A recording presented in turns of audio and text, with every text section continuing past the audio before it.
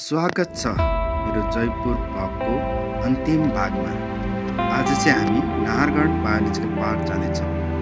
यसलाई चाहिँ नेपालीमा नाहरगढ जैविक निकुञ्ज वा नाहरगढ जैविक उद्यान पनि भनिन्छ। यो पार्क अरावली पहाडको फेदीमा अवस्थित छ। यसको उद्देश्य भनेको प्राकृतिक वनस्पति र जीवजन्तुको संरक्षण गर्नु रहेछ र यो वन्यजन्तु प्रेमीहरूको लागि एक उत्कृष्ट गन्तव्य मानिन्छ। बच्चाहरूलाई पनि यो धेरै मनोरञ्जनको लागि यो ठाउँ घुमाउन लैजान सक्नुहुनेछ। यस नाहरगढ बायोलोजिकल पार्कका केही मुख्य आकर्षणहरू भन्नाले वन्यजन्तु, लाइन सफारी, पन्छीहरू, पुरानो शिकार लजहरू रहेछन्। तर हामी चाहिँ बायोलोजिकल पार्कभित्र मात्र जाँदैछौँ। हामी त्यहाँबाट टिकट काटेर अटोमा आफ्नो गन्तव्यतिर लाग्दैछौँ। हाम्रो गन्तव्य अघि नै बढिरहेको छ। त्यहाँ के देख्छन् भनेर हामी सबै हजुरहरूलाई देखाउनेछौँ। यस भ्रमण तथा जयपुर ब्लगमा सम्पूर्ण घुमाउन लाग्नु भएकोमा दाइ राजकुमार थापा तथा दिदी दुर्गा थापा र उनका परिवारलाई धेरै धेरै धन्यवाद दिन चाहन्छु। पहिलोमा चाहिँ हामीले यहाँ बेङ्गल टाइगर नै देख्यौँ जाने बित्तिकै। त्यसपछि बियर यानि कि भालु।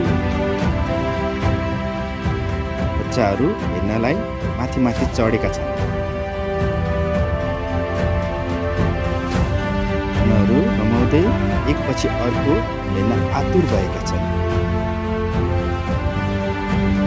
त्यसपछि हामी लाग्यौँ अर्को जनावरतर्फ। यो चाहिँ गोही यानि कि क्रोकोडाइल।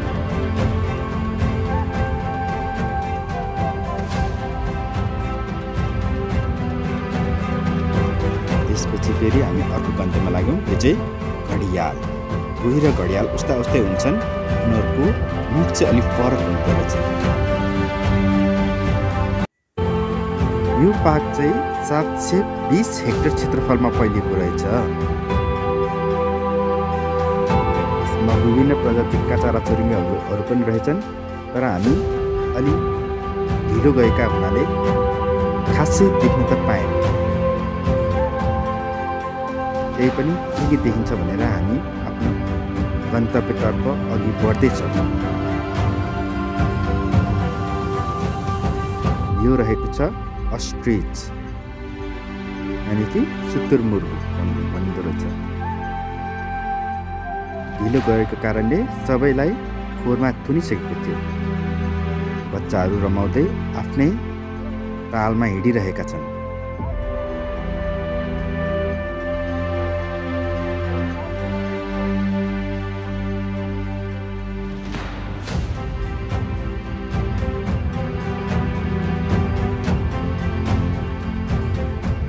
बायोलोजिकल पार्कभित्रका दृश्यहरू चाहिँ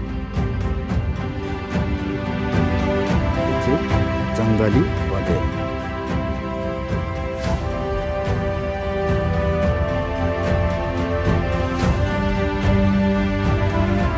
लागि हामी अर्को जनावर मृग यानि कि डियर।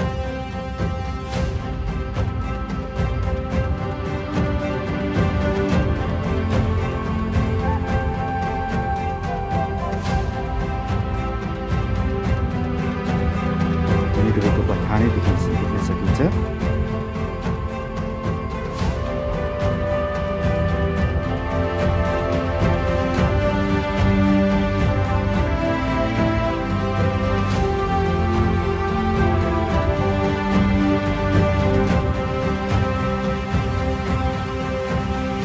साँझको समय भएको कारणले उनीहरूलाई आफ्नो खोरमा राखेका रहेछन्।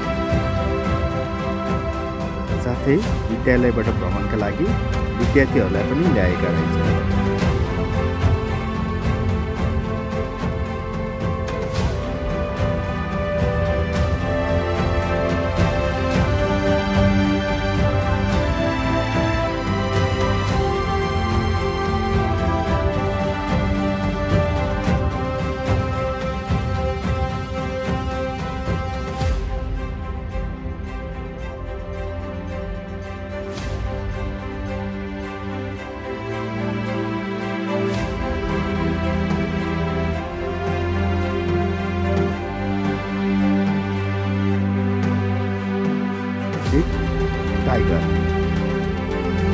पहिला देख्नुभएको छ बेङ्गल टाइगर, चाहिँ टाइगर नदी। बच्चाहरू हेर्नलाई उत्सुक भएका छन्। देख्न सकिन्छ बाघ। नेपालीमा चाहिँ हामी यसलाई बाघ भन्छौँ।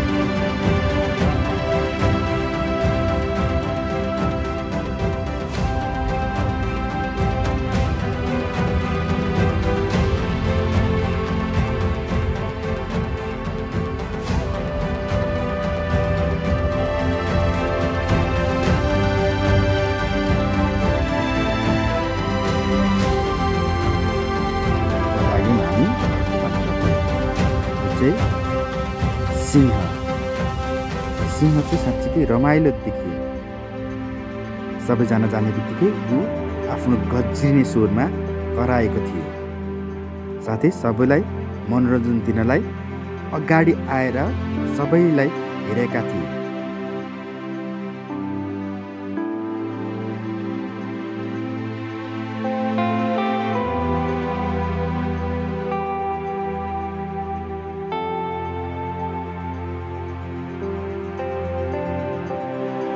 महागढ बायोलोजी पार्क चाहिँ साँच्चीकै बायोलोजी पार्क भन्न लायक थियो।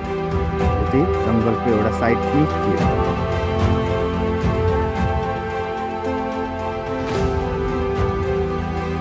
यो चाहिँ हायना।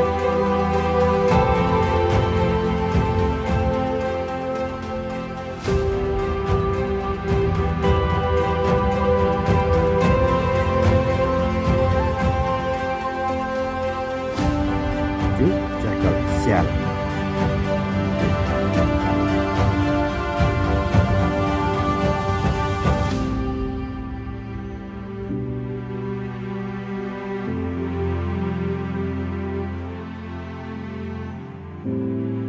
हामी हेरेर सकिएर आफ्नो फेरि पुनः गन्तव्यमा लागौँ।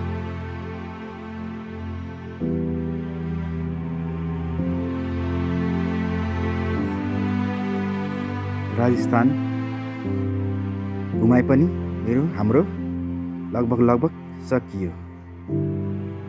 मन परेमा लाइक, सेयर, सब्सक्राइब र कमेन्ट गरिदिनु होला।